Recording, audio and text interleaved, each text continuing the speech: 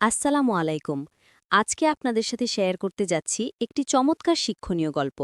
আশা করি এটি আপনাদের অনুপ্রাণিত করবে এবং ভালো লাগবে।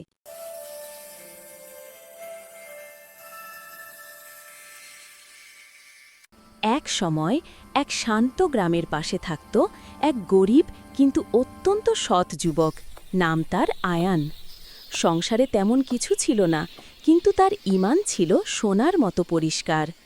প্রতিদিন পরিশ্রম করে ফিরে এসে সে বলত, আলহামদুলিল্লাহ, আমার রব আমাকে দেখছেন। একদিন ফজরের নামাজ শেষে আয়ান মসজিদ থেকে বের হয়ে দেখল রাস্তার ধারে এক বৃদ্ধা চুপচুপে কাঁদছে। আয়ান কাছে গিয়ে নরম স্বরে বলল, মা, আপনি কাঁদছেন কেন? বৃদ্ধা বললেন, বাবা, ৩ দিন হলো আমি খেজুর বিক্রি করতে পারিনি, বাড়িতে ছোট নাতিরা না খেয়ে আছে। আয়ানের পকেটে ছিল মাত্র ৩০ টাকা। এটাই তার সারা দিনের খরচ। কিন্তু সে এক মুহূর্ত ভাবল না।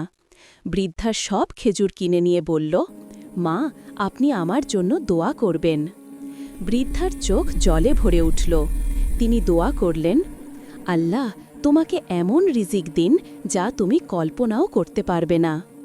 আয়ান খেজুরগুলো নিজের কাছে রাখল না, মসজিদের দরজার সামনে দরিদ্র মানুষদের মধ্যে গোপনে বিলিয়ে দিল। কেউ দেখল না। ঠিক সেই মুহূর্তে তার চারপাশের এক নরম আলো নেমে এলো। হালকা বাতাস যেন তাকে ছুঁয়ে গেল। আয়ান বুঝতে পারল না সেটা কি, কিন্তু তার হৃদয় গভীর শান্তিতে ভরে উঠল। মনে হল, রব আমার কাজে খুশি হয়েছেন। হাদিসে আছে, যখন কোনো বান্দা গোপনে দান করে তখন ফেরেশতারা বলে, হে আল্লাহ, যিনি দান করলেন তাকে আরও বেশি দিয়ে দিন। সেদিন সেই দুয়ার ফেরেশতাই আয়ানের পাশে ছিল, এক আলোর ফেরেশতা। দিনের কাজে গিয়ে আয়ান অবাক হয়ে শুনল, তোমার আচরণ আর পরিশ্রম আমাদের খুব ভালো লেগেছে, আজ থেকে তোমার বেতন বাড়ানো হলো। আয়ান মাথা নিচু করে হাসল।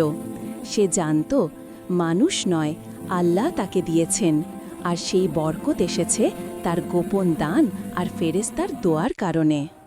রাতে সেজদায় পড়ে আয়ান কান্না করল, হে আল্লাহ, আমাকে শুধু রিজিক নয়, নেক আমলের তৌফিক দিন।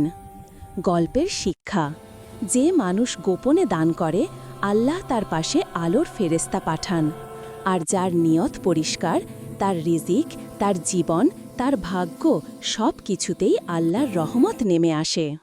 প্রতিদিনের জীবনে শেখার গল্প নিয়ে আমরা আছি আপনার পাশে। ভিডিওটি ভালো লাগলে লাইক দিন, কমেন্ট করুন আর শেয়ার করে দিন।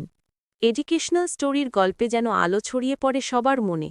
আর নতুন নতুন গল্প পেতে এখনই সাবস্ক্রাইব করুন।